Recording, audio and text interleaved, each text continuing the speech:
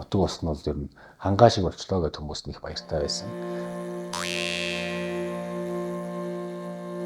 Монголын байгаль орчны эртний зөвлөлд би орохоос өмнө Чингэн гасан сан гэдэг манай аавын нэртэй энэ санг ажилуулад явж байсан. Одоо ч гэсэн явж байгаа хിവэрээ.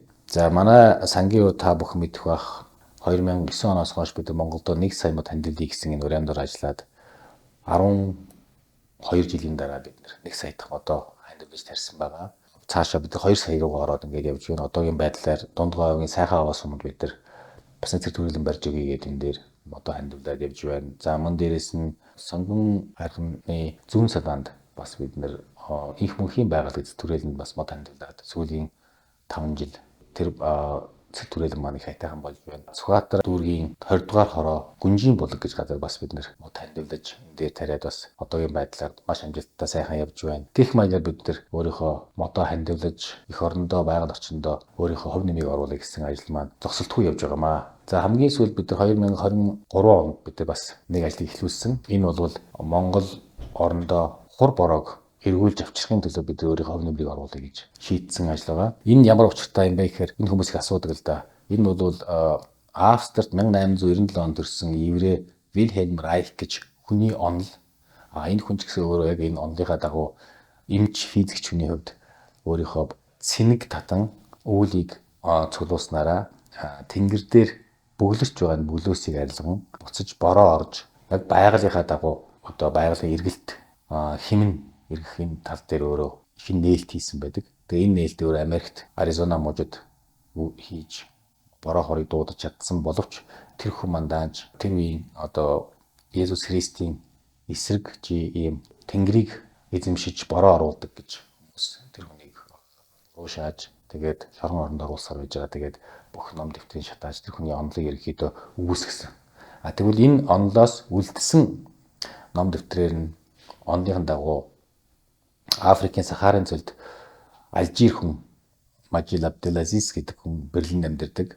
Тэр хүн 10 жил 2003-аас 13-ны хооронд энэ Вильхельм Райхын онолын дагуу машиныг бүтээж маш амжилттайгаар бороо хурыг дуудан оруулж нуур үүсгэж тэнцэнэ маш том тариалангийн талбай бий болгож ингэж чадсныг бид нэр хараад сонирхоод тэгээд үнэхээр одоо манай Монголд бороо хур оруулах бид нэр маш олон янзын туршилтууд, тоног төхөөрөмж, шинэ үеийн хинжлэх ухааны олдуудыг ашигласан одоо үүлийг дуудах, эсвэл одоо генератороор буудах, за мөн дээрээс нь бас бидний өөрийнхөө бас ёс заншлынхаа дагуу ч гэсэндээ одоо ном хурыг уншуулж ер нь бид нар бүхэл арга чаргыг хэрэгэлсэн боловч сүүлийн хэдэн жил бол ер нь бороо хур маш багтснаас бас хүмүүсийн амьдрал, ялангуяа малчтай амьдрал маш их дороодж байгаа гэдэг үүднээс бид нар яг энэ төхөөрөмжийг одоо 10 жил бид нэр 13 оноос тэр Мажид Абделазизыг Монголд авчираад тэр хүнээр заалгуулж, тэр хүнээр суйрлуулж, тэр хүний мөнгө төгрөгийг төлж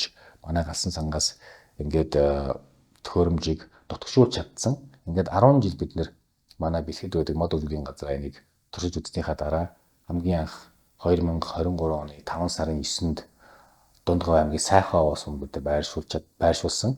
Ингээд энийг байршуулад ер нь тун удаагүй байж нэг хэдхэн цагийн дараа бороо орж ирсэн. Одоо гачин 5 сарын 10-нд их манан татаж анх удаа их тийм 20-30 км татсан манан бий болсон. За тэгээд тэрний дараачийн өдөр нь маш их одоо хувингаар асгасан юм шиг хур бороо орж ингээд өстой жинхэнэ хүм малын зоо тэний гэдэг шиг юм сайхан үйл явдал болсон. За түүнээс хойш 6 сарын 2-нд би очиход Сайхан аваа суманд маш их хур бороо орсон. Ер нь говьд хур бороо ороод эхлэхээр эхний ээжинд ямар ч байсан хүмүүл таан орж эхэлдэг юм байна лээ. За тэгээд сүүлд 8 сарын 27-нд очоод бол нөгөө онг гол 2 метрийн өргөнтэй байсан онг гол маань бүр 7-8 метрийн өргөнтэй болж урсж байх жишээтэй. За тэгээд тэр нутаг ус нь бол ер нь хангаа шиг болчлоо гэдэг хүмүүс их баяртай байсан. Хур бороо эхэлдэг байв уу?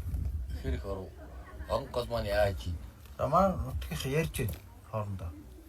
Энийг хангаа шиг болчихлоо гэж. Говь хангаа шиг болчихлоо. За түүнээс хойш өвлөн ч гэсэндээ сайхан үнэтэй боллоо.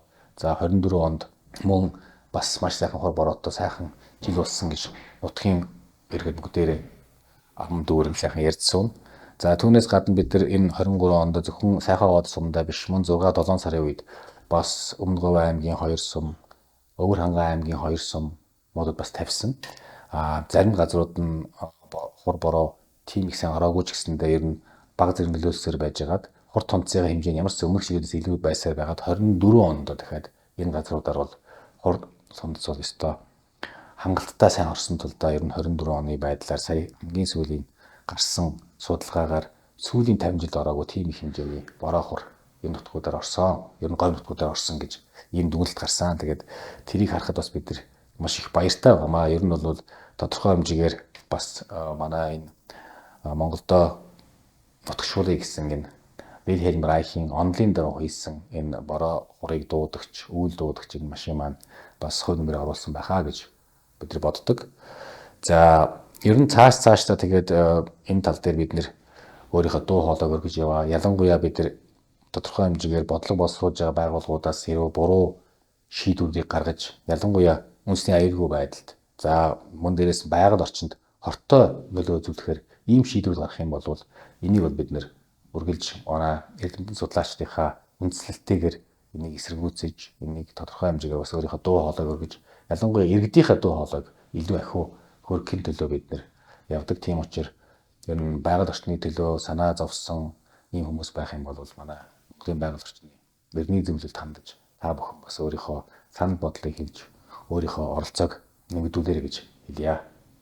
За тэгээд та бүхэнд сонсож өөрсдийнхөө дуу хоолойг өргөж манай бусад одоо сошиал салбаруудаар мэдээллийн одоо энэ салбаруудаар өөрсдийнхөө дэмжиж ингэж явж байгаа бүх хүмүүстээ баярлалаа. Тэгээд та бүхэн бас байгаль орчны сайн сайхны төлөө зүтгэж яваа зүйлийг маань дэмжиж яваарай. Баярлалаа.